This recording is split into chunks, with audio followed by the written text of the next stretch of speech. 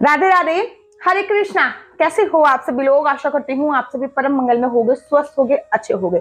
आप सभी पर भगवान भोलेनाथ की, बाबा महेश की, बाकी बिहारी जी की कृपा ऐसी ही बनी रहे, ऐसी मैं परम मंगल में होली पे कामना करती हूँ।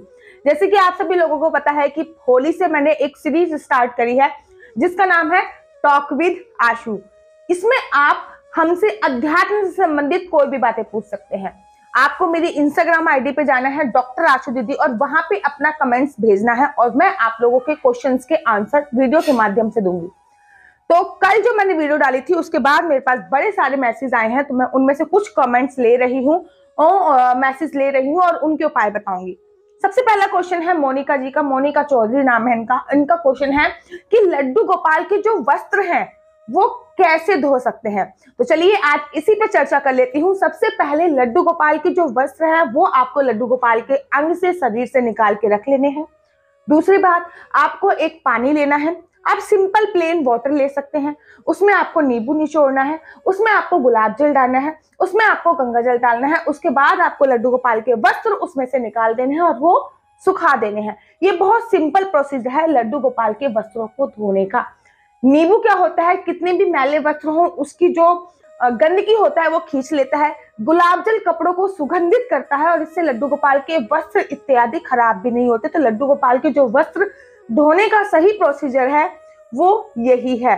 अब आप लोग कहोगे दीदी उस पानी का क्या करना है? उस पानी में कोई निरमा नहीं पड़ा, कोई डिटर्जेंट नहीं पड़ा, तो उस पानी में आप किसी भी पौधे में डाल सकते हैं। तुलसी, समी का पौधा, तुलसी का पौधा, समी का पौधा, इन दोनों पौधों को छोड़ के, बट वृक्ष और पीपल इनको भी छोड़कर बाकी आप किसी भी पौधे में ये डाल सकते हैं। ठीक मोनिका जी का दूसरा प्रश्न भी है कि मेरे घर में मेरी छोटी सी बिटिया है, मैं लड्डू गोपाल की सेवा कैसे कर पाऊंगी? आपको पता है मेरे घर में मेरी 2 महीने की बिटिया है, केवल 2 महीने की बेटी है। मैं वीडियो भी बना रही हूँ, मैं कथा भी कर रही हूँ, मैं घर का थोड़ा बहुत जो भी कार्य होता है वो भी कर रही हूँ और मैं अपने बाल गोपाल लड्डू गोपाल की सेवा अर्चना वंदना भी कर रही हूँ। इनफैक्ट मेरी अभी कथा है जो कि श्रीधाम वृंदावन में है। अच्छा, बड़े सारे लोगों ने ये भी प्रश्न पूछा था कि दीदी श्रीधाम वृंदावन में आपकी कथा कहाँ पर है? तो श्रीधाम वृंदावन में मेरी कथा कैलाश नगर में है, जो कि 14 मार्च से प्रारंभ हो रही है। पितरों के लिए कथा है, वो उनको अपने पितरों के लिए कथा करानी है, तो वो पितरों के लिए कथा का ऑर्गेनाइज है जो कि अनिल जी ने कराया है। आप सभी लोग भी सादर आमंत्रित है 14 से 21 तारीख तक के लिए। चलिए नेक्स्ट क्वेश्चन मैं आपको बताती हूँ कि किसी ने, नीलम जी का प्रश्न है जो मेरी इंस्टाग्राम आईडी द्वारा पूछा गया है, क्या बाल गोपाल लड्डू गोपाल को इमली का भोग लगा सकते हैं? अरे भगवान को इमली अत्यधिक पसंद है और भगवान बाके बिहारी जी को एक समय पे जो चटनी का भोग लगाया जाता है जिसमें भिन्न भिन्न प्रकार की इमलियां होती हैं और भिन्न भिन्न प्रकार की इमलियों के साथ साथ उसमें दही बल्ले होते हैं, पटाखे होते हैं अथवा गोलगप्पे होते हैं, टिक्की होती है, तो वो इमली की चटनी के साथ उनको भोग लगाया जाता है। तो डेफिनेटली बाल गोपाल लड्डू गोपाल को इमली का भोग लगता है। अंशुल गर्ग जी का है जिन्होंने मेरे से पूछा है कि क्या बाल गोपाल लड्डू गोपाल को मसूर की दाल का भोग लगाया जा सकता है? तो इसका आंसर है नहीं। क्यों नहीं लगाया जाता वो भी बता देती हूँ। जब भगवान जी ने एक राक्षस का वध किया था तो उस राक्षस के शरीर के 2 टुकड़े हुए थे, एक राहु बना था, एक केतु बना था, सीट से काटा था, मोहिनी अवतार लिया था। पूरी डिटेल में तो वीडियो में बनाऊंगी नहीं, बहुत लंबी हो जाएगी। तो उस राक्षस की जो हड्डी थी उससे लहसुन की उत्पत्ति हुई थी, उसके मांस से प्याज की उत्पत्ति हुई थी, था उससे मसूर की दाल की उत्पत्ति हुई थी।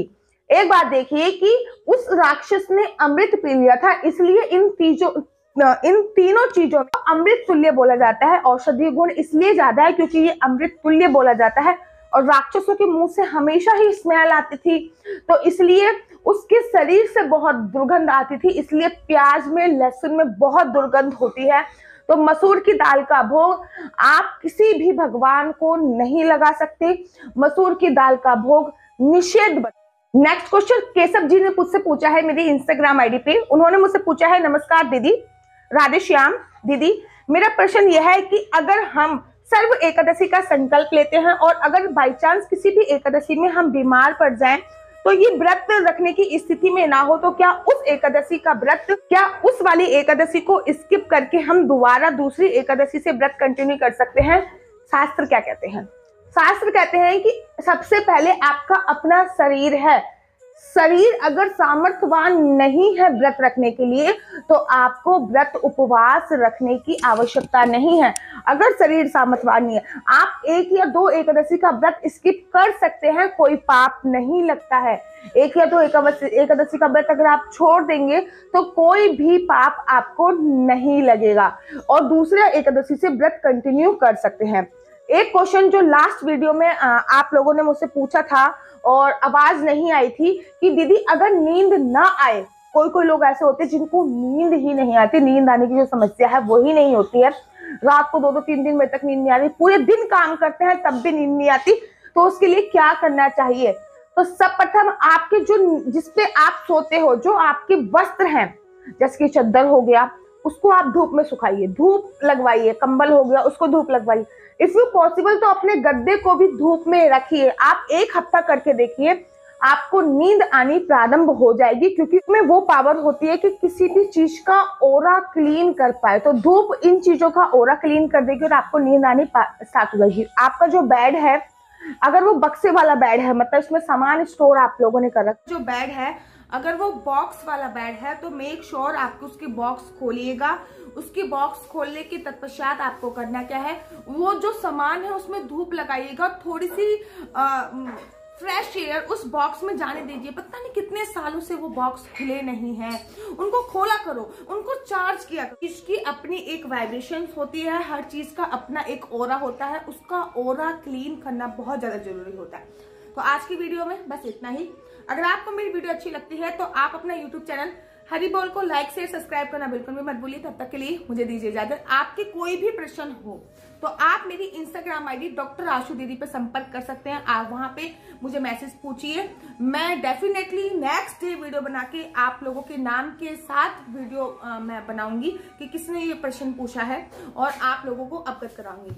तब तक के लिए मुझे दीजिए इजाजत। राधे राधे, हरे कृष्णा।